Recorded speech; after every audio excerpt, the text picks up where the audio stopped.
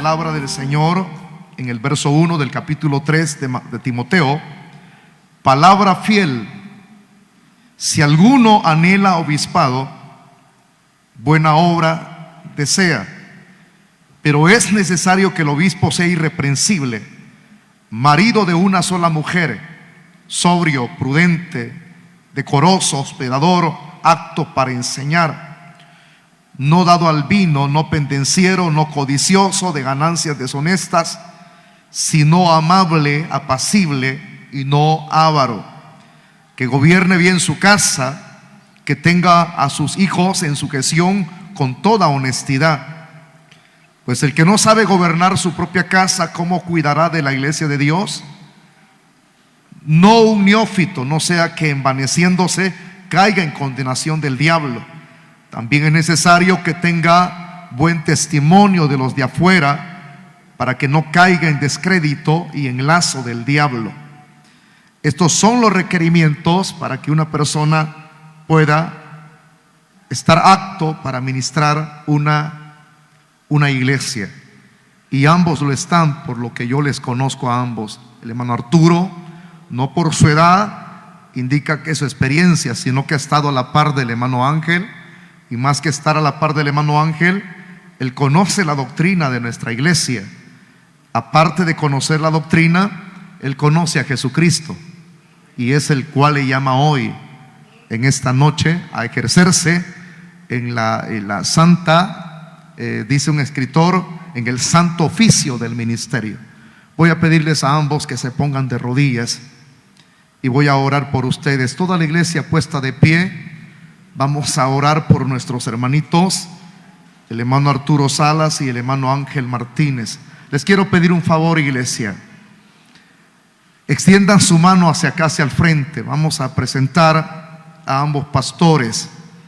Conforme el tiempo vaya transcurriendo, muchos de los que están acá, jóvenes, si Dios me permite, me da la vida, pues espero orar por ustedes también, por los que Dios va a llamar en estos días.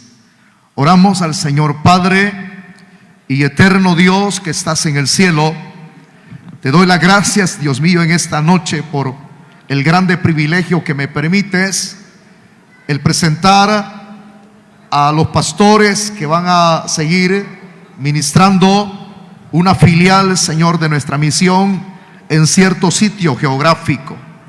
Ahora, Padre Celestial, primeramente presento al hermano Arturo Salas como el pastor nuevo del cantón San Juan Chiquito. Dios mío, ruego en el nombre de Jesús que le revistas de autoridad, le revistas de sabiduría, y que puedas darle a través de tu Santo Espíritu los dones que son muy importantes y que se requieren cuando alguien está en el santo oficio del ministerio. Padre, dale osadía, dale fuerzas, dale la capacidad para que él pueda ejercerse en ese oficio, el cual tú ahora, por tu misericordia, le designas. En el nombre de Jesús, en el nombre de Jesús, el que me llamó a mí para la obra del ministerio, hermano Arturo, es el que ahora te llama y te prepara y te designa en lugar donde tú vas a estar predicando. En el nombre de Jesús recibe esa autoridad, recibe esa investidura de lo alto que el Señor te la da, en el nombre de Jesús. Aleluya, amén. También pido por mi hermano Ángel Martínez, Padre, el pastor que habrá de ir hacia la ciudad de Sonsonate. Dios mío, te pido que ahora que se ha abierto esa obra nueva en ese departamento de Sonsonate, tú puedas usar a mi hermano Ángel, Señor, así como lo usaste en San Juan Chiquito.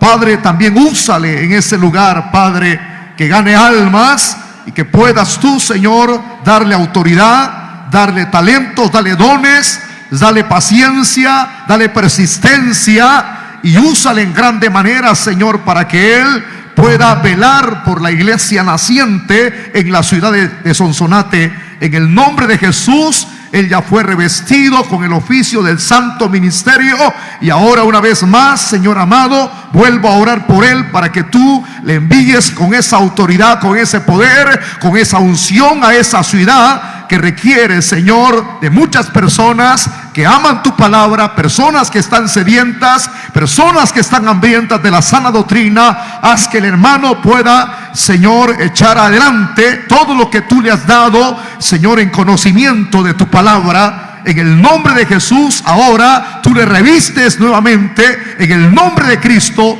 le adjudicas, le acreditas como pastor de la ciudad de Sonsonate. En el nombre de Jesús de Nazaret. Amén y amén.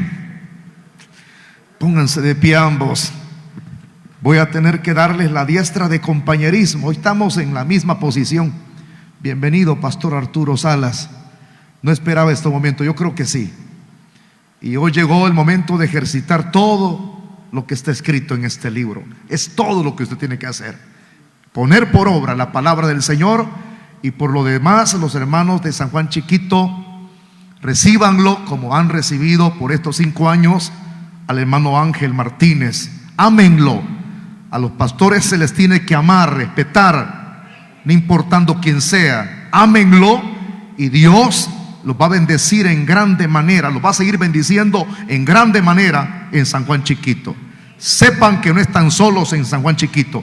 Aquí tienen a la iglesia central, y cuando requieran de que nosotros vayamos a acompañarles a alguna actividad, hermano Arturo, ahí estoy para servirles, hermano, y la iglesia también. Dicen amén. Dicen amén los hermanos. Amén. Demos un aplauso fuerte entonces a los hermanos y al Señor. Bienvenidos, pastores. Pueden pasar a sentarse. Estamos pidiéndole un obrero, un pastor en Aguachapán también, alguien que también tenga estas cualidades. Y esta semana creo que se va para La Chadura, a abrir una célula a La Chadura. Como que esa zona el Espíritu Santo está abriendo brecha, está abriendo camino. Y el 7, si no estoy mal, vamos para Chalatenango a una reunión importante para poder ver cómo Dios nos da las directrices en Chalatenango y poder asentar también una filial en la ciudad de Chalatenango. ¿Sabían ustedes que Dios bendice en los periodos más difíciles? Dios está levantando una cantidad de guerreros tremenda, tremenda, hermano, tremenda. Es como un río que se va expandiendo de agua cristalina. Y nos alegramos porque Palabra que Cambia apenas tiene 14 años. 14 añitos vamos a cumplir como misión. Somos nenes, somos una iglesia tierna, pero tierna con el poder de Dios, tierna con la autoridad de Dios. Hermanos amados, que Dios nos ayude a seguir adelante sus oraciones.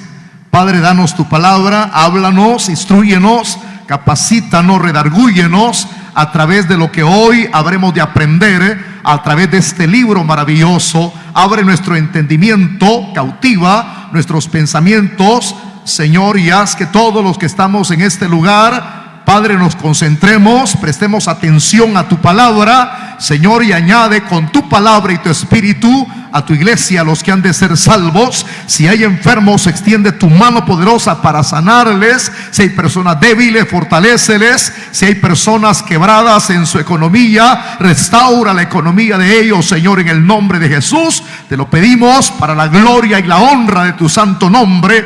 Padre bendito, la gloria sea para ti por siempre, oh Dios mío. Amén y amén, Señor.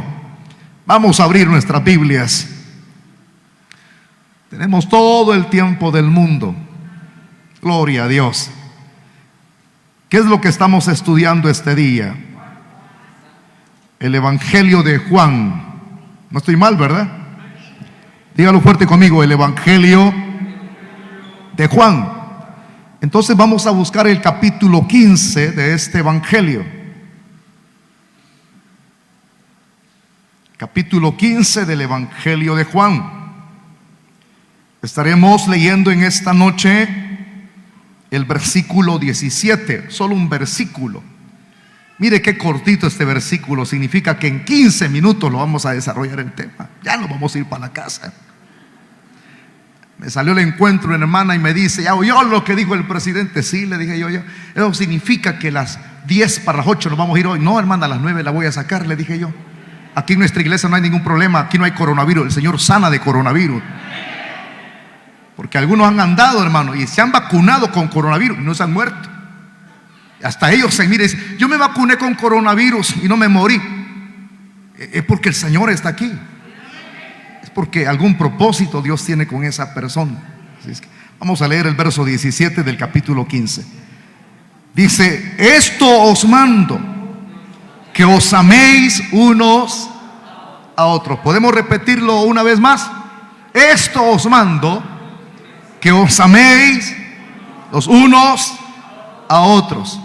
Tome su asiento, hermanito, por favor.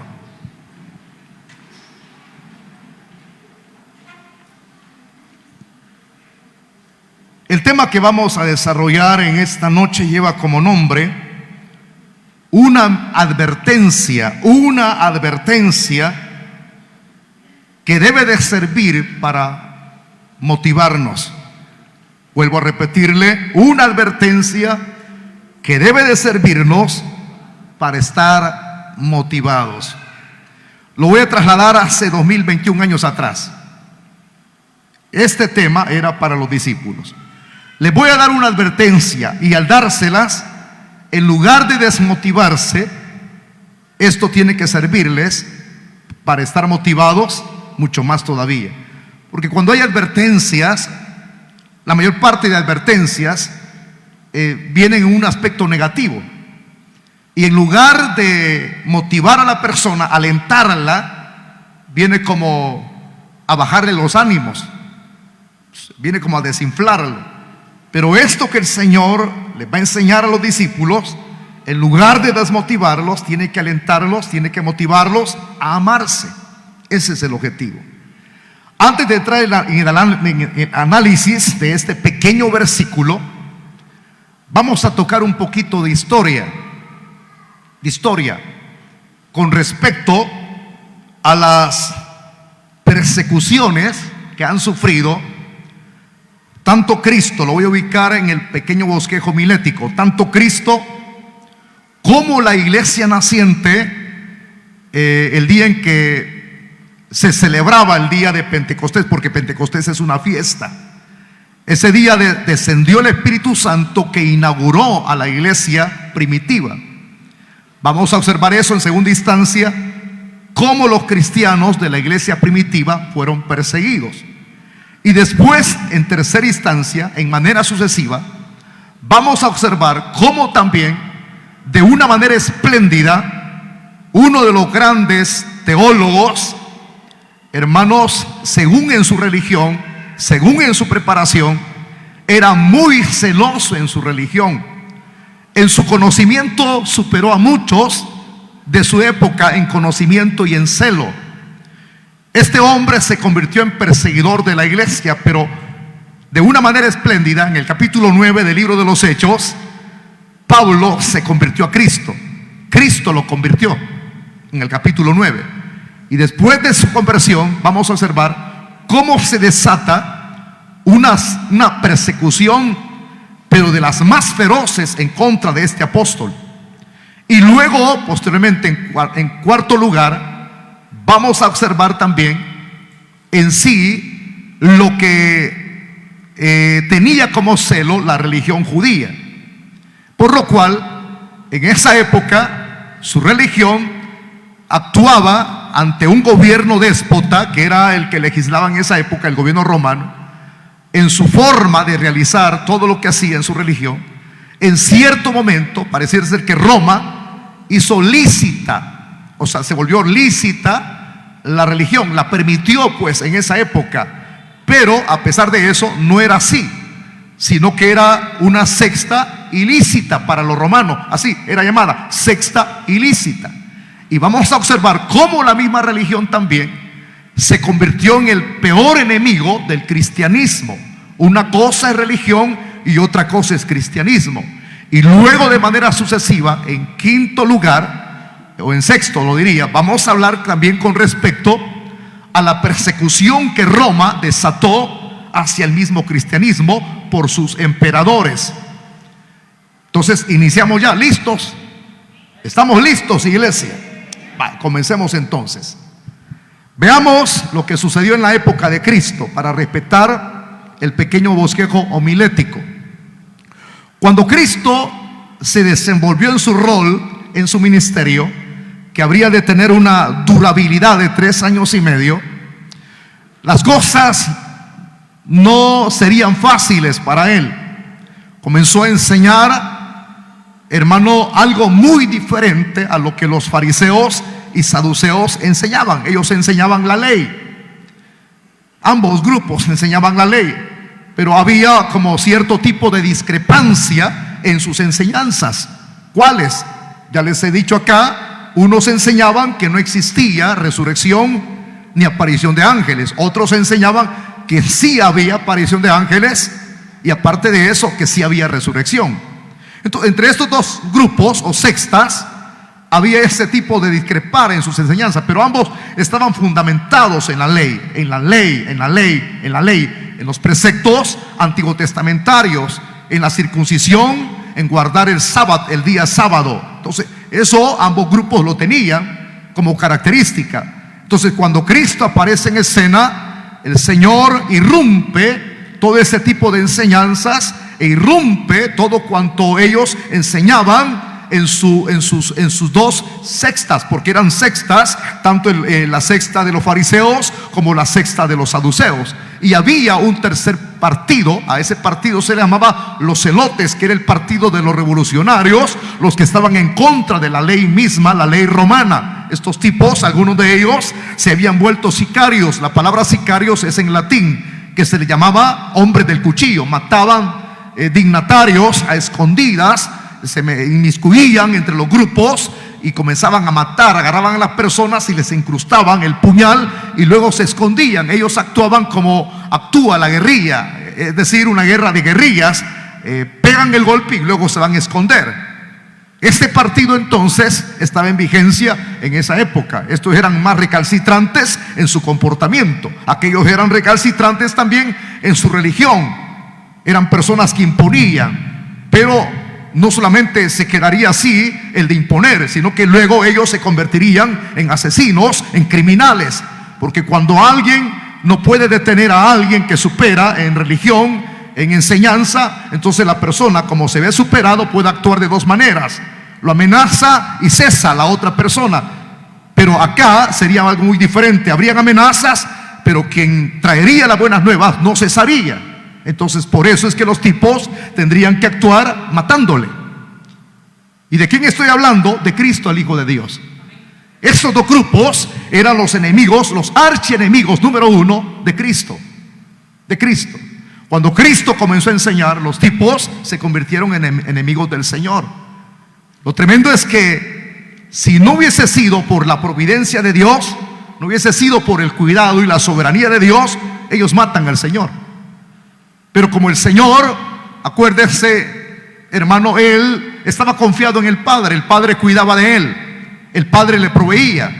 Entonces, no era el momento. En el momento cuando Él comenzó a enseñar, aunque haya habido ánimo de matarlo, no podían tocarle ni un cabello de la cabeza, porque el Padre sabía el tiempo en el cual su Hijo habría de mantenerse en esta tierra, sabía el tiempo cuando su Hijo iría a la cruz, para que muriese por nosotros en propiciación de nuestros pecados.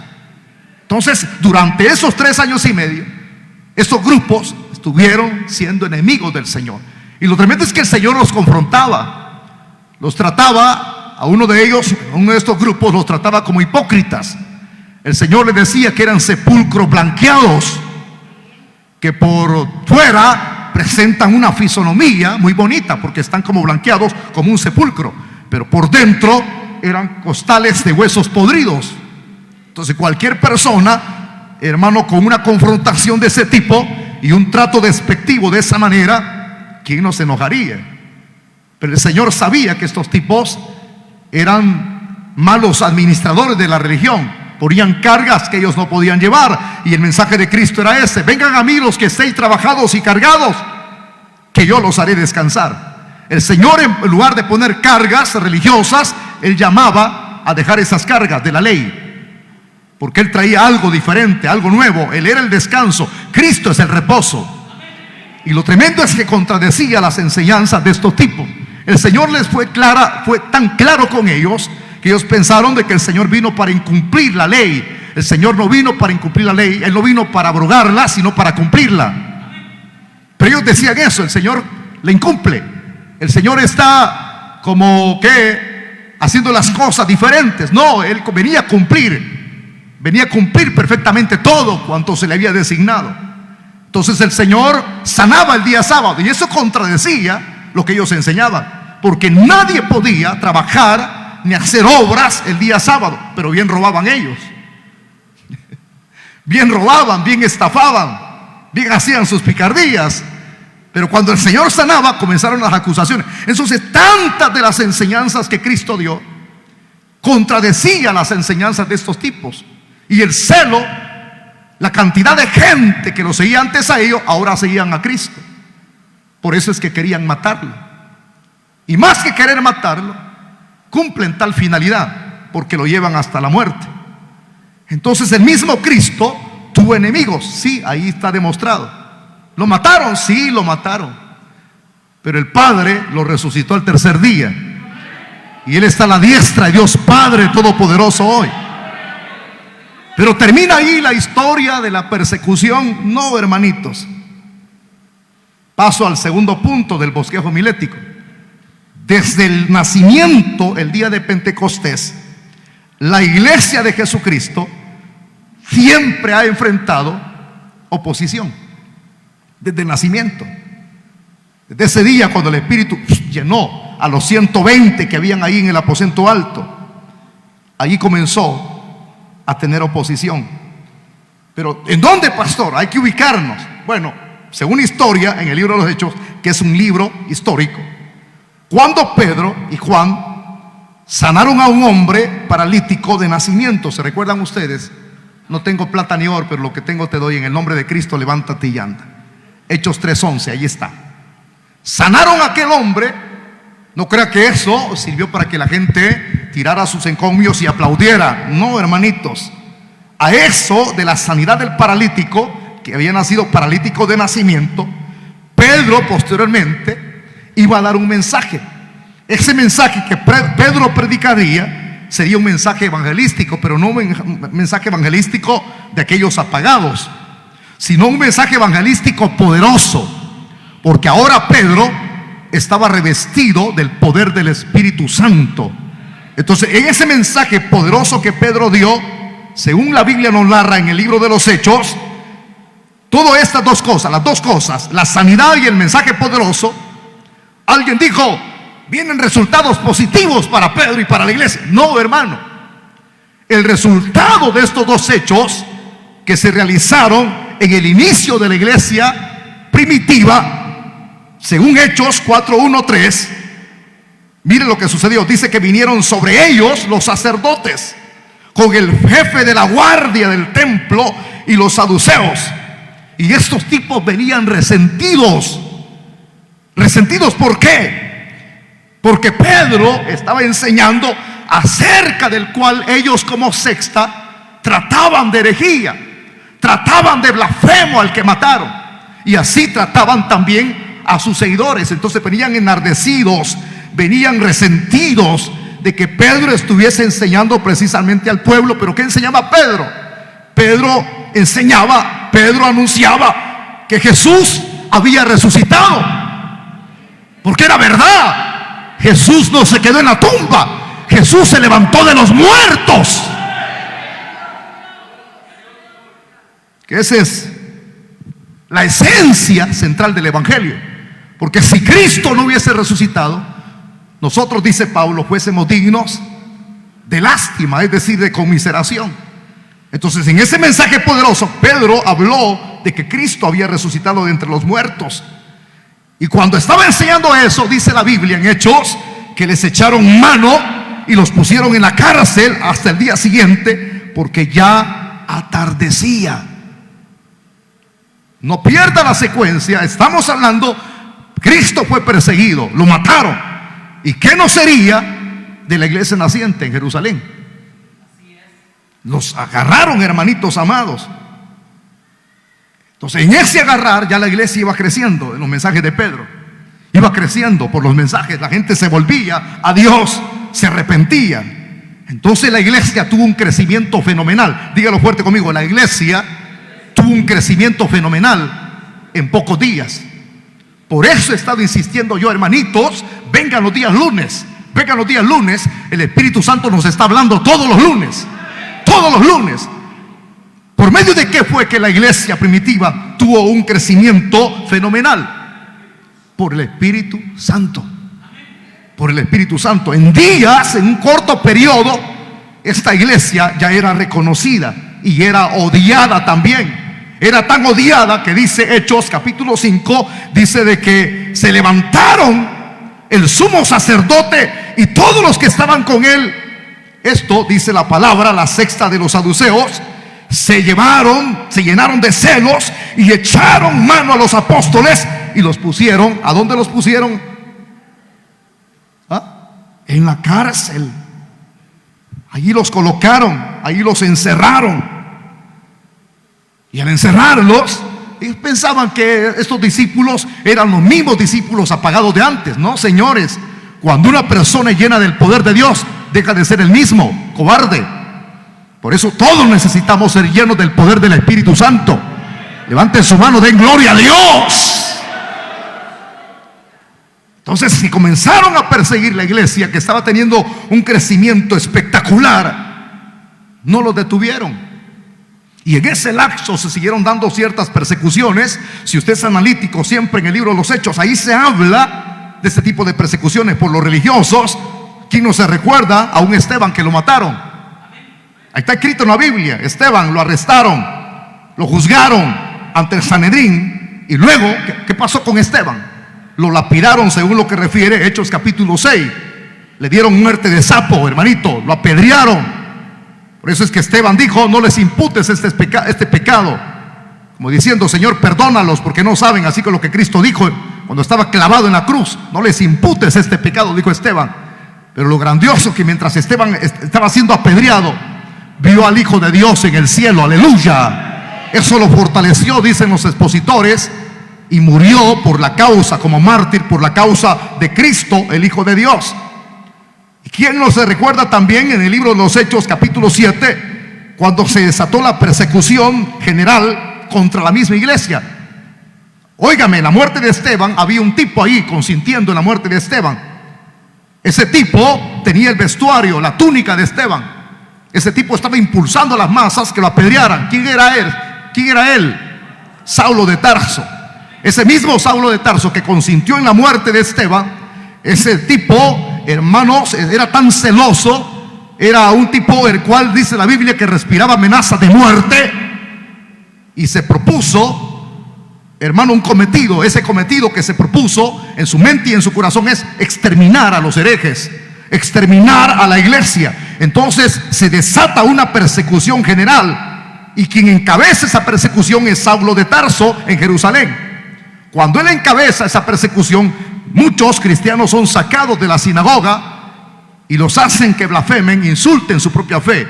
Los cristianos tienen que huir hacia otros lugares como Damasco a refugiarse, pero ese huir era un propósito de Dios. Esa persecución era un propósito de Dios, porque la iglesia en ese crecimiento espectacular se había confiado, se había cruzado de brazos, se habían olvidado lo que Cristo les dijo en la gran comisión: vayan por todo el mundo. El Señor no les dijo: quédense petrificados. El Señor no les dijo: quédense estancados. El Señor no les dijo: resígnense. Como ellos ya se habían resignado, ya se habían estancado, ya se habían conformado con la cantidad de 8,000 creyentes en Jerusalén. Entonces, hermanos amados, el Espíritu Santo aprieta. Las cosas que suceden en nuestro entorno no se dan por coincidencia ni por accidente, son propósitos de Dios. Puso en el corazón de Saulo y comienza a perseguir a los cristianos por todo Jerusalén. Estamos aquí. Y luego usted sabe, eso lo analizamos después. Ahí en Jerusalén se sigue dando persecución también. Según la Biblia, el libro de los Hechos, capítulo 12, es donde se da la muerte. Una cosa es hablar del primer mártir, es Esteban. Pero Esteban no era un apóstol, era un diácono de la iglesia. Pero ahora vamos a hablar en esa persecución de la muerte del primer apóstol de Jesucristo. Herodes los agarra, siempre por andar enseñando la palabra, los agarran y mata al primer apóstol. ¿Cuál era ese primer apóstol? En la Biblia aparece el nombre de Jacob. La palabra Jacob significa Santiago, es decir, que Herodes mata a Santiago. Cuando lo mata a Santiago, en ese mismo instante, Santiago es hermano de Juan, pero también, aparte de ejecutar a Santiago, agarra a Pedro, lo mete en la cárcel. Pero gracias a la misericordia de Dios, mientras la iglesia estaba orando, la iglesia no tiene que estar chismografiando, la iglesia no tiene que estar señalando, la iglesia tiene que estar dedicada a la oración. Mientras el peligro latente está en la vida de Pedro, que al siguiente día sería sacado, sería muerto al igual como Santiago, Dios mandó un ángel que sacó a Pedro de la cárcel y lo llevó donde la iglesia estaba orando. Y aún algunos de los que oran no creen que Dios puede hacer milagros. Dios es el mismo de ayer y hoy y por todos los siglos. Porque allí había una muchacha que le abrió cuando Pedro estaba tocando. Según el griego de la Biblia, Rode. La palabra Rode significa literalmente Rosita. Es decir, que Rosita le salió a abrir a Pedro cuando estaba tocando y no le abrió porque pensando que era un espíritu. Puede decir los hermanos, ahí está el espíritu de Pedro. Y era Pedro, porque Dios lo sacó de la cárcel. Dios puede reventar los candados, Dios puede cortar con los cerrojos, no importa cuán grueso sea. Para Dios no hay nada imposible. Y sacó al hombre de Dios, evitó su muerte, evitó que Herodes se saliera con la suya para ejecutarlo. No lo mató. Pero ahí no termina todo, señores. De acuerdo con la tradición, hablando de la muerte así, acortando distancia de la historia, la mayor parte de los discípulos, 10 de ellos fueron mártires. Quitemos a Judas, porque ese tipo se ahorcó y se reventó el lazo, no lo supo maniar bien. Entonces se cayó y se reventó las entrañas, dice la Biblia. Quedó hecho pedazo las entrañas de ese tipo, hermano. Cambio de 10, los otros 10 más 1, haciendo excepción de Juan. Juan no fue mártir, iba a ser mártir. ¿Cómo? Porque uno de los emperadores lo tiró a un perol de aceite hirviendo y no se sancochó. Entonces, como no pudo matarlo, lo desterró a la isla de Patmos. Allí Juan moriría envejecido. Allí Juan escribió en Patmos, siendo desterrado, escribió el libro de Apocalipsis. Entonces los otros 10, haciendo una sumatoria, Juan no muere como mártir, los otros 10 sí. Comienzan a ser perseguidos. Hermanos, según lo que dice la tradición, se enfrentaron al martirio. Solamente, repito, excepto Juan, no fue muerto en el martirio. Y después ahí termina la historia. No termina allí, sino que después eso continúa. Después la dramática conversión de Saulo de Tarso. Hasta ese punto quería llegar. Entonces, si usted es analítico y tiene un espíritu de análisis, va a encontrar que no terminan las persecuciones. Cristo, la iglesia primitiva naciente en Pentecostés, y ahora, capítulo 9, Saulo, de una manera espectacular el Señor lo convierte. Cuando lo convierte, hermanito amado, Dios tenía propósitos con este apóstol. Aleluya. Tendría grandes objetivos, hermano. Este tipo llevaría el evangelio a reyes, llevaría el evangelio. Pedro lleva los de la circuncisión, Pedro, y Pablo llevaría los de la incircuncisión, a los gentiles. Y dentro de los gentiles habían muchos reyes gentiles. Llevaría el evangelio a Roma. Entonces Pablo se convierte en el capítulo 9 y cualquiera puede decir qué espectacular, un hombre de Dios se convirtió. Entonces el evangelio ahora va a haber paz, porque el evangelio está siendo predicado, porque el reino está siendo expandido. El evangelio del reino está siendo expandido. ¿Qué, hermanito? Esto trae conflictos. Por eso es que Cristo dijo: yo no he venido para traer paz, sino espada, disensión. Por ejemplo, la suegra tiene su nuera. Hay nueras que quieren a su suegra, pero hay suegras que repudian a su nuera, le hacen la vida imposible. Entonces, el que una nuera se convierta a Cristo traería enemistad con la suegra. Y si una suegra es cristiana y la nuera es impía, traería enemistad. Dice la Biblia que los enemigos serían los de tu propia casa. Por eso es que se dan persecuciones. Y Pablo enfrentaría las persecuciones que Cristo sufrió, que porque la iglesia naciente, la iglesia primitiva, sufrió también. Y dice el comentario según el libro de los Hechos, que cuando Pablo comenzó a enseñar, porque Pablo comenzó a enseñar, ¿a dónde, pastor? ¿A dónde comenzó Pablo a enseñar? Primero en Damasco. ¿A dónde fue que Pablo fue llevado cuando el Señor lo encegueció, lo humilló, tuvo que ser llevado por otra persona? Es decir, dependía de otra persona y se encerró 3 días en un cuartito. ¿A dónde fue? En Damasco, correcto. Y en Damasco, después de ser bautizado, después de ser lleno del Espíritu Santo, Pablo comenzó a predicar. Y cuando comenzó a predicar, su prédica enardeció a los judíos, quienes lo buscaron. Ahí comienza, lo buscaron en los inicios del ministerio de Pablo, lo buscaron para matarlo. ¿Y qué es lo que hizo? Tuvo que huir para salvar su vida. Y mire la forma en que tuvo que huir. Los mismos hermanos lo respaldaban, los recién convertidos. Si no lo hubieran protegido, le dijeron: Pablo, vamos a hacer esto porque te quieren matar. Ya nos informaron, Pablo. Dice la Escritura en el libro de los Hechos que en ese lugar había una muralla, un muro, y por el muro lo iban bajando a Pablo porque lo habían metido en una canasta. ¿Dónde están aquellos que son supermanes? Yo soy hijo de Dios y nadie me toca. Pablo tuvo que meterse en una canasta. A usted lo van a meter en un barril, como sardina. ¿Aceptó Pablo que lo metiera en una canasta? Sí, si no lo hubieran matado. Eso no es de Dios, hermano. Pero dígaselo a Pablo entonces. Lo fueron bajando de un muro para salvaguardar su vida. Lo bajaron en esa canasta, y cuando lo bajan de la canasta, entonces le salvan la vida. Ese es en Damasco.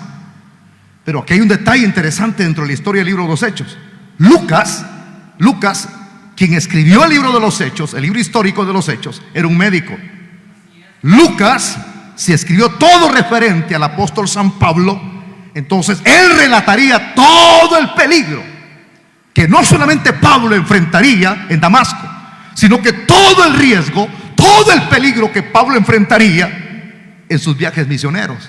Y prepárese, porque comienza Lucas, aparte de lo que sucedió en Damasco, el recién hermano lleno del Espíritu, el recién convertido. Pablo no pierde el tiempo. Usted tiene 2 semanas de estar aquí en la iglesia, comienza a predicar. Usted tiene 3 meses, comienza a predicar. Yo no puedo predicar, deme su casa para una célula. El que es nacido de nuevo no tiene que perder el tiempo. El tiempo es corto, señores, hay que redimirlo. Cristo viene pronto. Y las almas se condenan, las almas que se mueren sin Cristo se van al infierno. Por eso es que Pablo tenía un eslogan que decía así: ¡ay de mí si no predico el evangelio! Ustedes no dicen lo mismo. Contentos hubiesen estado si se hubiesen cerrado los cultos. Unos contentos aquellos que ni vienen. Ya ni se les ve el cachito el día domingo. Contentos. Estoy muy seguro que hubieran hecho fiesta. En línea pasen los mensajes. No es lo mismo. Óigame bien, aquellos haraganes que no vinieron y están viendo el mensaje a través de la red. No es lo mismo.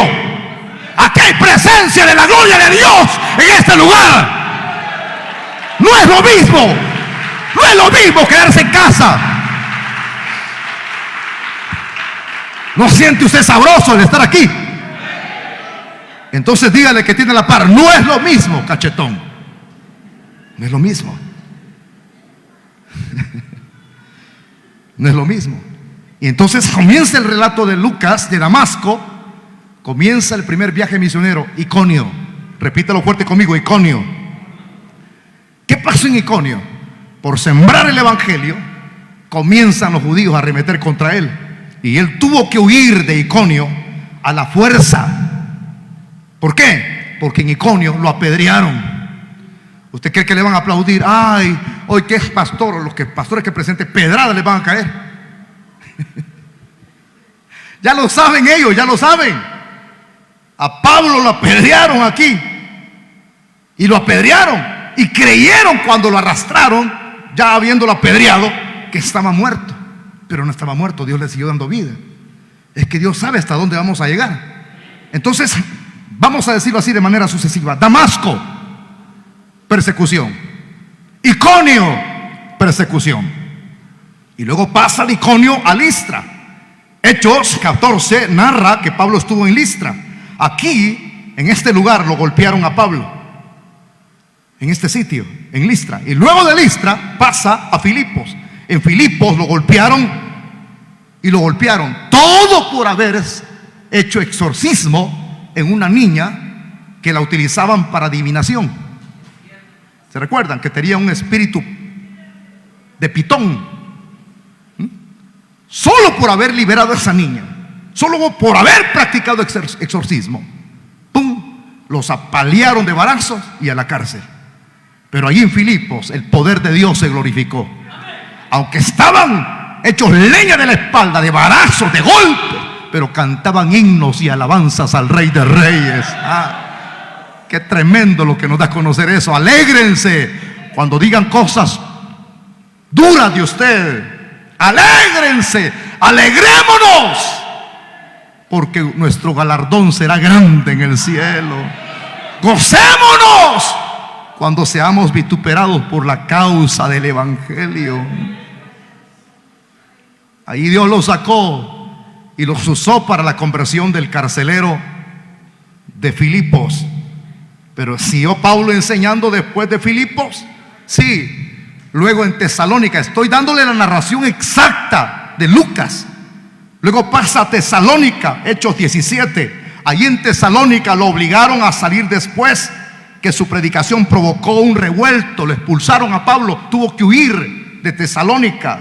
Y luego de Tesalónica, Pablo se va para Berea, Hechos 17. Aquí lo forzaron a huir después que los judíos hostiles de Tesalónica lo siguieron hasta allá. Querían matarlo, hermano. Esto es ser evangélico. Esto es el evangelio. Lo perseguían de un lado para otro. Y de allí, de este sitio de Berea, Pablo decide ir, guiado por el Espíritu Santo, a Atenas. En Atenas, usted sabe que le conceden el privilegio, la crema y la nata de la filosofía. En ese lugar, los estoicos y los epicúreos le dan la oportunidad que Pablo enseñe. Entre todos los bustos que habían ahí, esos tipos tenían una inscripción al Dios no conocido, pero Pablo sí lo conocía. Y usted lo conoce a Dios, ustedes conocen a Dios. Mientras allá hay estatuas, es decir, que tienen ojos, tienen manos, tienen nariz, tienen orejas, tienen oídos, tienen pies, tienen manos, pero tienen ojos y no ven, tienen boca y no hablan, tienen manos y no palpan, tienen pies y no caminan, tienen nariz y no respiran, tienen oídos y no oyen. Pero el Dios conocido nuestro sí tiene oído y oye, tiene boca y habla, tiene pies y aquí está en esta noche, tiene manos y las mueve, nos ministra. Digan gloria a Dios, pues. O sea que nosotros conocemos al Dios que el mundo no conoce. Y Pablo les enseña en el Areópago que ese Dios el cual ellos no conocen es el creador de los cielos y de la tierra. Es decir, que tiene poder, pues. ¿Cuántos creen que Dios tiene poder? El Dios de los evangélicos tiene poder. No tiene ojos de chibola. Juan lo vio, que sus ojos eran como... Correcto. Vio el aspecto glorioso de Cristo. Aleluya. Ese es el Dios de los cristianos. Aleluya. Entonces, cuando expuso el mensaje a los atenienses, ¿qué pasó en Atenas? En Atenas, escúchenme, aquí alguien puede decir en su análisis, pero ahí no lo persiguieron. Pero escúcheme, aunque tú no seas perseguido, puedes ser ridiculizado por otros. Yo no sé si alguna vez te han ridiculizado a ti. Y tú eres evangélico, dicen, te preguntan en la universidad, en el trabajo, sí. Bobo, estás perdiendo tu tiempo. Es ridiculizar a alguien. O se burlan de ti. ¡Come gallina! ¿Y qué problema tenemos? ¿Qué problema? ¿Cuál es el problema, pues? Si nos gusta hartarnos gallinas indias. ¡Hipócritas! Tratan de hacer lo posible de bajar la guardia, la autoestima. A Pablo lo ridiculizaron aquí, se burlaron. ¿Quiénes se burlaron de él? Los filósofos de Atenas. Ahí te vamos a oír, ahí te vamos a oír otro día, Pablo. Y de Atenas pasó a Corinto. En Corinto, Hechos 18, sus adversarios judíos lo llevaron ante el procónsul romano en Corinto. Allí enfrentó la hostilidad de los judíos en ese sitio y gentiles también. Siempre la persecución, siempre la hostilidad. Y de Corinto pasó a Éfeso. Según Hechos 20, en Éfeso, cuando estaba a punto de navegar de Grecia a Siria, los judíos tramaron contra Pablo un plan para asesinarlo, para quitarle la vida. Y en ese momento, cuando querían quitar la vida, obligaron a Pablo a cambiar sus planes de viaje. El Espíritu Santo es el que da ciencia. Hay dos dones de revelaciones: palabra de sabiduría y palabra de ciencia. Cuando el Espíritu te apercibe a través de los dones, quédate quieto. Así Pablo fue obligado a cambiar de viaje mejor. Ya no fue porque lo querían matar, lo estaban esperando. Y de ahí de Éfeso pasó a Mileto, dice Lucas. En Mileto, capítulo 20, relata eso. De camino a Jerusalén se encontró en Mileto con los ancianos de la iglesia de Éfeso, en ese sitio. Estamos hablando que se encontró con amigos, es decir, con personas que estimaban el evangelio, con personas que habían recibido a Cristo. Y allí en ese sitio, hermano, de Mileto, les declaró el mismo Espíritu Santo, o Pablo, perdón, les declaró: ligado yo en espíritu, dice Pablo, voy a Jerusalén, sin saber lo que allá me ha de acontecer, salvo, dice Pablo, que el Espíritu Santo por todas las ciudades me da testimonio diciendo que me esperan prisiones y tribulación. Pablo no estaba hablando cosas bonitas, ¿verdad?, como otros le meten a usted. Jugar el 8 pues, el 8 pues, el 7 pues. Mira que te vienen buenas cosas pues, buenos augurios. Mira que te viene nueva casa, mira que te viene un nuevo carro. Pablo les estaba diciendo a los ancianos que por medio del Espíritu Santo sabía él que le esperaban, hermano, situaciones difíciles, tribulaciones y prisiones. Y de allí, de este sitio, ya en Jerusalén, después de haber dicho estas palabras a los ancianos de Mileto, dice la Escritura, Lucas sigue narrando, unos judíos de Asia Menor, según el capítulo 21 del libro de los Hechos, lo reconocieron en el templo y provocaron una turba. Y esta turba se acercó a Pablo, lo golpeó, lo arrastró salvajemente. Y la providencia de Dios estuvo de por medio. Pablo se salvó de la muerte segura. ¿Por qué? Porque los soldados romanos intervinieron en ese momento. Llegaron al lugar y lo que hicieron, en lugar de seguir golpeando a Pablo, lo arrestaron. Ese arrestar era la providencia de Dios, permitiendo que mejor fuera arrestado que en lugar de que fuese linchado, es decir, en lugar de que fuese muerto. Ahora, después de esto en Jerusalén, ahí mismo lo llevan preso. Cuando estaba en custodia en Jerusalén, según Hechos 23, los judíos planearon otro complot contra su vida. Miren, ni a un preso lo dejaban a gusto, hermano. Y usted diría, ¿hasta cuándo se va a terminar ese relato? El hermano Wilber me está haciendo desesperar. Pues eso es lo que tengo que comentarle en el trasfondo histórico, antes del análisis del verso 17. Estando preso, planean todavía matarlo. Sí, arman un complot contra su vida. Los mismos judíos, hermano, ellos mismos hacen un juramento de abstenerse de alimento hasta que logren matar a Pablo. Por eso es que un tribuno se da cuenta, a través de un niño se dieron cuenta, y Pablo notifica al tribuno. Y es así como el tribuno romano lo envía al gobernador en Cesarea. Pero cuando va hacia el gobernador de Cesarea, Pablo no va solo, va escoltado por muchos guardias romanos. Es la providencia de Dios, porque todavía el propósito de Dios no había culminado en Pablo, apenas comenzaba. Y al final, en el libro de los Hechos 28, al final, después de un viaje de los más extensos, dice un escritor, uno de los viajes más tortuosos que habían por mar, Pablo tuvo que sufrir naufragio. ¿Se recuerdan ustedes cuando sufrió el naufragio? Cuando Pablo alienta a los demás porque no quisieron hacerle caso. Ellos querían salir. Pablo decía, no salgamos porque está peligroso. No, tú no eres el capitán. Entonces a Julio por ahí lo obligaron a que zarpara de Creta. Y lo tremendo es que ya estando en alta mar es cuando todos iban desmotivados, ya no miraban esperanza de vivir. Pero Dios le habla a Pablo y le dice, Pablo, no habrá de haber pérdida de vida, sino solamente de la nave. Así que tranquilo, Pablo. Y viene Pablo, como es el que estaba más aguerrido, Pablo más parado, tenía contacto con Dios. Así tiene que estar usted también. Si todos están desmotivados, ¡ay, el coronavirus! ¡Mata, mata! Mire, al cristiano le puede matar el cuerpo, pero menos el alma y el espíritu. Y además de eso, el morir en Cristo es ganancia, pues.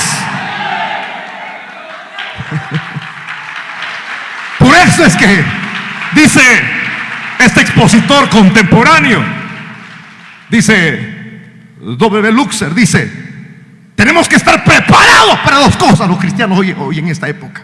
Dos cosas. Una, preparados para enfrentar la muerte. Dos, preparados para el arrebatamiento de la iglesia. Cualquiera de estas dos cosas pueden suceder hoy o mañana. ¿Están preparados ustedes? ¿Están preparados ustedes? No, no les creo, ese flojo, a mí flojo es. ¿Están preparados ustedes? ¿Están preparados los de atrás? Así le hacen.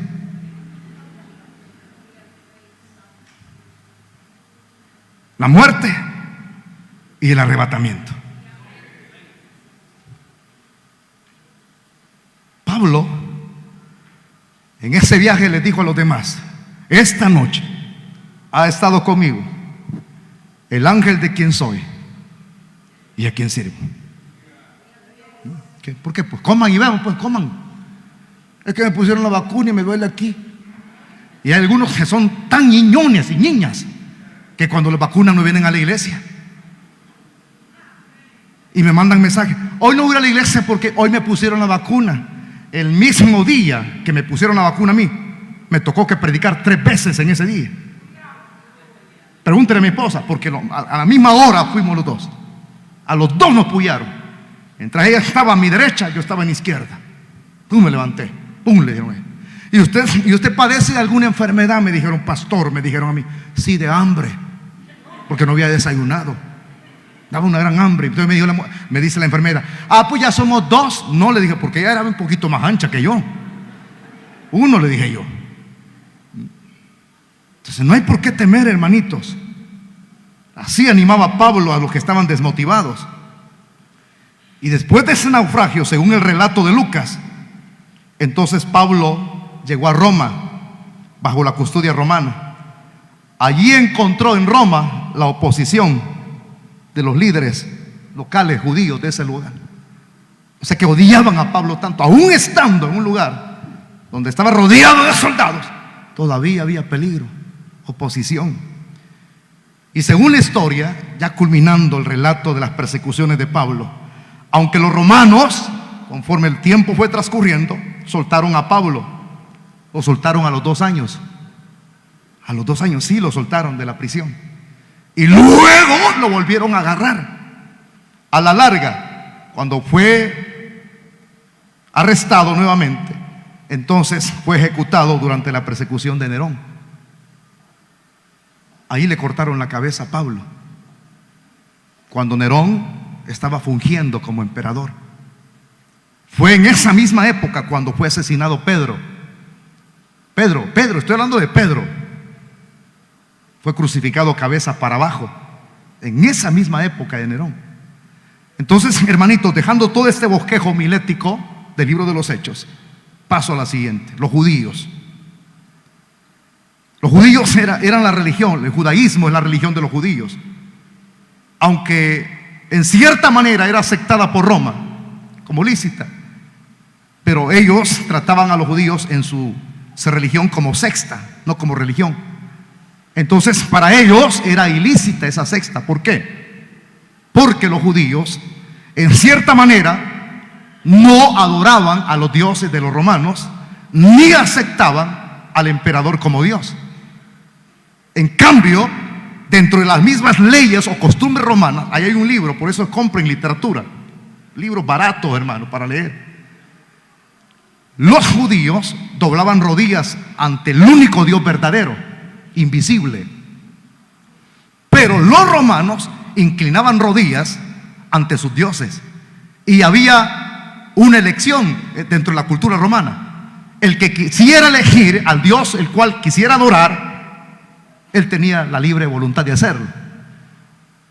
Escoja cuál diosito quiere adorar. Entonces, la persona va, a él adórelo entonces, a él déle adoración. Pero en cambio, en las costumbres judías, solo a Dios adorarás. Amarás a tu Dios con todo tu alma, con todo tu corazón, con todas tus fuerzas. ¿Me entienden? Se ceñían en eso. Por eso es que Roma no aceptaba la religión como lícita de los judíos, sino que le llamaban sextas. Pero mire qué tremendo es esto. Aparte de eso, cuando el cristianismo aparece en escena, que ya había crecido, ya se había expandido por la predicación de Pablo, estos judíos recalcitrantes, estos judíos odiosos, arremetían contra los cristianos. Entonces, los mismos judíos pusieron demanda a los mismos gobernadores, que esa sexta, así le llamaban los judíos al cristianismo, sexta herejía, estaban como desobedeciendo o armando una revuelta contra Roma. Y algunas ocasiones, algunos de los que legislaban en lo pequeño, como tipo así como un alcalde, procuradores, no hacían caso, porque ellos pensaban que esto era parte de una disputa religiosa, y como diciendo así, que lo resuelvan ellos, y ahí no nos metamos nosotros, que lo resuelvan ellos. A tal grado entonces que creció más el odio del judaísmo, de los que creían en el judaísmo, los que eran religiosos, contra el cristianismo. Pero aparte de ese odio se añade algo más, y es la persecución de los emperadores romanos. Fíjese, hermano, quiero comentarle esto, que dentro de las costumbres de la iglesia habían el guardar cierto tipo de enseñanzas que ellos ya las habían recibido, como la Eucaristía. ¿Qué es la Eucaristía? Quizás diga usted, esa expresión suena a la iglesia religiosa. No, si usted es lector, Eucaristía es lo que nosotros decimos ordenanza.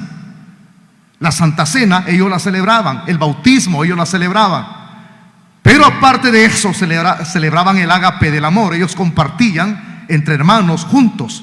Aparte de eso se saludaban con un beso de ósculo santo. Entonces vean, cuando los cristianos celebraban su Eucaristía, es decir, la cena del Señor, una de las dos ordenanzas, en el pensamiento de los romanos era que dentro del cristianismo se practicaba canibalismo. ¿Por qué? ¿Por qué de esto? Porque todos sabemos que cuando se practica la ordenanza de la Santa Cena, hay dos elementos. El pan representa el cuerpo de Cristo. La sangre, el vino, representa, el pan que comemos representa el cuerpo de Cristo. La sangre, el vino, perdón, su sangre. Estos dos elementos, como oían, cuando estaban celebrando la cena y les habían llegado los oídos de ellos, o llegaban para evidenciar que ellos estaban comiendo el cuerpo de Cristo. Eso decían caníbales. Son peligrosos en sus costumbres, son caníbales. Y lo otro, cuando se daban el beso de ósculo santo, decían que los cristianos practicaban homosexualismo. Ese era el pensamiento de los romanos. Pero no solamente queda ahí, sino que aparte de eso, muchos de los que escribían, como Tácito, hermano, como Plinio, son historiadores antiguos, mencionan acerca de las decisiones que algunos romanos querían dar. Un comentario de este historiador llamado Plinio dice: en sus costumbres son peligrosas, son peligrosos. Y dice un comentario del historiador Tácito, dice también que ellos no quieren obedecer a lo estipulado por Roma. Es decir, los cristianos se niegan a aceptar al César como Dios. Los cristianos se niegan a doblar rodillas delante del emperador. Y por eso es que Roma, ante todas estas cosas que ellos observaban de los cristianos, al no aceptar los que los paganos hacían, se desataron diferentes persecuciones en diferentes épocas. Ahí tiene usted la época de Nerón. Ahí tiene usted la época de Domiciano. En la época de Nerón fue muerto Pablo y fue muerto Pedro y otros discípulos más. En la época de Domiciano, hombre, se desataron persecuciones tremendas. El tipo, el caso de Nerón, óigame, el tipo quiso reconstruir una Roma nueva, pero no era apoyado por nadie, porque habría de invertir mucho dinero para tal faena, para tal obra. Entonces el tipo se dijo: voy a quemar Roma, así, solamente así van a aceptar mi propuesta que yo tengo. Y cuando quema Roma, sabían los romanos que era el loco el quien había quemado. Estaban seguros que era Nerón, porque era un loco. Pero ¿qué hizo el tipo? Buscó chivos expiatorios. ¿Cuáles fueron esos chivos expiatorios? Los cristianos. Culpó a los cristianos, a tal grado que se desató una persecución tremenda en esa época de Roma, que agarraron a los cristianos, los golpeaban, los torturaban. Y luego ¿qué hizo el tipo, Nerón? Ya muertos, algunos los agarró vivos. Estoy hablando de cristianos. Y los enchutó en ciertos palos, en estacas. Las estacas las había colocado en el jardín de su palacio, el Nerón. En el jardín de su palacio. Entonces, ¿qué hizo? Cuando ya empaladó a los cristianos vivos, les echó propiedades inflamatorias y les puso fuego. Iluminaban todo el palacio, todo el jardín de Nerón. Así morían los cristianos en esa época. Y tanto en la época de Domiciano se desató persecución a tal grado que la orden era: el que no acata orden, a los leones, a los leones, a los leones. Hubo en cierto momento que se levantó un edicto en uno de los emperadores. ¿Cuál edicto? Que cada persona tenía que ofrecer sacrificio al dios de los romanos. Y el que no ofreciese sacrificio, entonces, bueno, todos tenían que presentarse, hacer una cola, firmar, ofrecer sacrificio a Roma, a los dioses. Ya está aquí, ya lo hemos apuntado. Entonces el que no lo haga, el que no ofrezca sacrificio, tiene que ser muerto. Y así fue en esa persecución también, que mataron miles de cristianos, porque no acataron el edicto ni la orden, sino que prefirieron mejor morir por la causa del evangelio. Estamos aquí, iglesia. Increíble todo lo que se dio. Los años fueron pasando de todas esas persecuciones hasta llegar a la época de Constantino, el emperador, donde Constantino fue menos severo por una revelación que tuvo y declaró que la iglesia que vivía en las catacumbas saliera para vivir como los demás, libres. Y allí fue donde fue constituida el cristianismo como religión oficial. Pero eso fue un daño, porque cuando fue constituida como religión oficial, acuérdese, según la historia, las costumbres, la religión, por ejemplo, caminaba de la mano con el gobierno romano. Así era la religión en Roma, caminaba de la mano con Roma, con la política. Cuando en la realidad la religión nunca va de la mano con la política. Es muy diferente. Pero cuando Constantino saca al montón de creyentes, los vamos a perdonar, eso no hacen daño, y salen a la luz, en lugar de seguir santificándose, en lugar de seguir con las costumbres las cuales se las había enseñado a ellos, se volvieron paganos. Ahí nació la Iglesia Católica Romana. Y cuando nace la Iglesia Católica Romana, se vuelve en contra de los cristianos genuinos y comienza una persecución hasta llegar a la época de la Reforma, cuando los cristianos de esa época de la Reforma, Martín Lutero, un Rico Singlio, un Savonarola, un Juan Hus y un Martín Lutero, un Calvino en Ginebra, fueron perseguidos, torturados, masacrados. Murieron millones de creyentes por la religión oficial, porque Roma se empoderó de la mano con el Estado, tomó toda la autoridad y comenzó a perseguir a lo que ellos llamaban herejes. A muchos los agarraban y les decían: retráctate de tu fe, retráctate, niega y acepta la iglesia, la madre, la iglesia apostólica, la madre, la única iglesia sobre todo el mundo. No, decían: Cristo es el único, Cristo es el rey. Y hasta llegar hasta hoy, la iglesia sigue siendo perseguida. Pero ¿qué con todo esto que les he comentado en mi historia? Corto el análisis de lo que voy a hacer del texto, de todo lo que hemos relacionado. ¿Cuáles son las expresiones de Cristo en este versículo 17? Estamos aquí. Esto os mando, que os améis los unos a los otros. En este pasaje, el Señor Jesucristo, todos sabemos que aquí está en el aposento alto. Y en el aposento alto Él continúa su despedida a los discípulos. Y en esa despedida, una noche antes de su muerte, hasta este momento, su mensaje había sido, ya todo lo que hemos visto, de consuelo, de esperanza. Él había asegurado a sus discípulos su amor continuo por ellos, según el versículo 13, más arriba. Y les había hecho varias promesas magníficas, como cuáles: la venida del Paracleto, y que Él estaría con ellos para siempre, verso 14.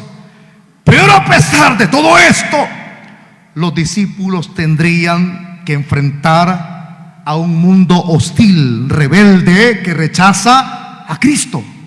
El mundo los odiaría, los perseguiría, así como odió a Cristo, así como odió a la iglesia naciente primitiva, así como odiaron a Pablo y así como odiaron a todos los cristianos de todas las épocas, así los perseguirían a ellos.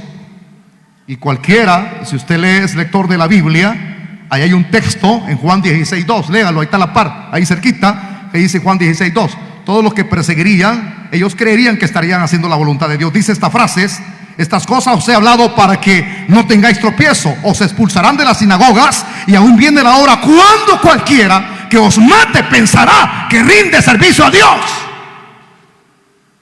Dirán que están sirviendo a Dios matando a un cristiano. Entonces el Señor es claro al decirles que el mundo los odiaría, los perseguiría, así como persiguieron a Cristo, persiguieron a la iglesia, los perseguirían a los apóstoles también. Enfrentarían hostilidad, porque esa hostilidad, esa persecución es el costo, es el coste de un verdadero discípulo. Son discípulos de Cristo ustedes. Son discípulos de Cristo ustedes. Hermanitos amados, en este mundo viene lo peor. Esto no es nada el coronavirus, viene lo peor. Viene lo peor. Ya se están dando persecuciones. Usted sabe que hay países comunistas, hay países donde hay déspotas, como en China, por ejemplo. Allá el culto es al emperador chino. Hay fotos por todos lados. El himno tienen que cantarlo cuando ven la foto. Tienen que ponerse de rodillas en las escuelas. Increíble. En África, en Afganistán, en la India, queman a los cristianos. En países antagónicos al evangelio están matando a los cristianos. Eso es lo que enfrentarían los discípulos. Óiganme, continúa la persecución entonces, sí. Ante esta advertencia de la hostilidad que vendría y que ya se había dado en el pasado, entonces eso les esperaba a los discípulos.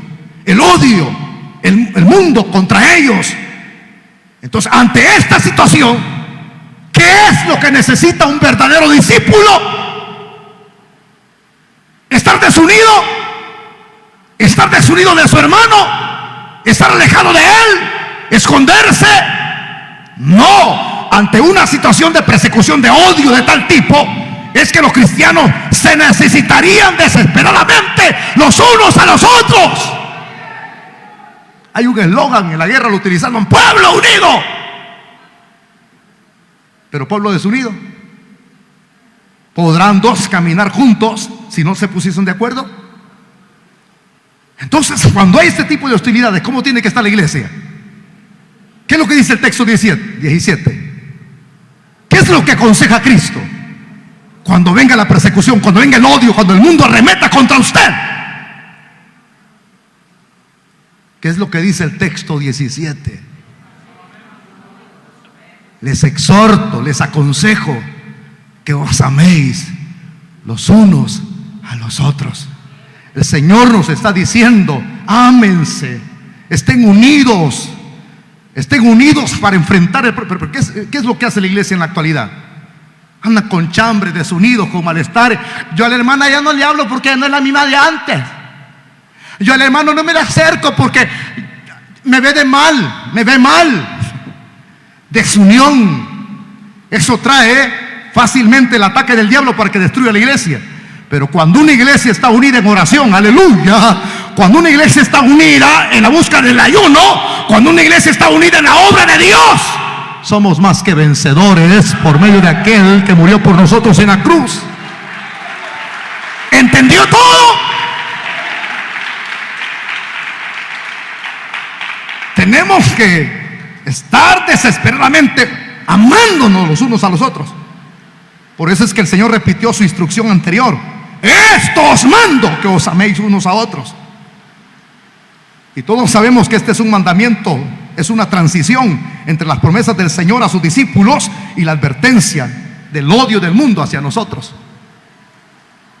Hoy es cuando más la iglesia tiene que estar compenetrada.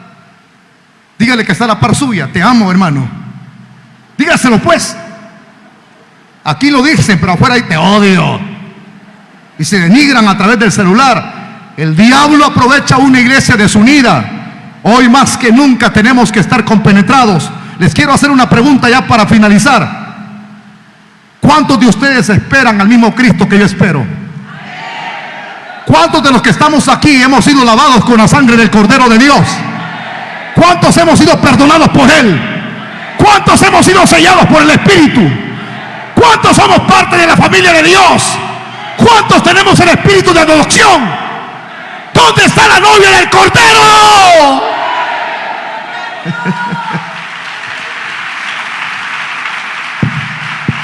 Dígalo fuerte conmigo: yo soy la novia del Cordero. Y hoy más que nunca sé que viene lo más fuerte. Dígalo: viene lo más fuerte. Viene persecución, viene odio. Pero yo y mi hermano estaremos unidos para esperar el retorno del Rey de Reyes y Señor de Señores. Perdonemos las ofensas, sacudamos todo resentimiento y raíz de amargura y odio, y no miremos las debilidades ni las imperfecciones de otros, sino amémonos los unos a los otros. ¿Están entendiendo cómo entraban los cristianos de la iglesia primitiva en la persecución de los emperadores al circo romano? Entraban por cantidades y eran soltados los leones. Vengan 4 de ustedes, 4, rápido, rápido. Eran soltados los leones. Aquí vienen los leones. Eran soltados los leones, pero como se amaban y estaban unidos, caían de rodillas, caían de rodillas, caían de rodillas, y los leones arremetían. En 10, 15 minutos, los 5 abrían sus ojos en la patria celestial.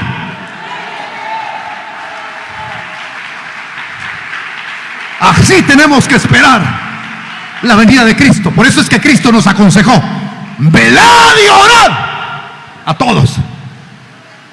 Tenemos que estar pendientes, reunidos. Dios quiera que el Señor nos agarre así cuando sea el sonar de la trompeta. Amémonos los unos a los otros. Vamos a darle palmas al Rey. Vamos a orar. Padre, Señor, ayúdanos para poder tener ese amor fraternal los unos hacia los otros. Guárdanos, guárdanos, Señor, guárdanos, y haz que tengamos coraje, valentía ante todo lo que viene a este mundo, Padre.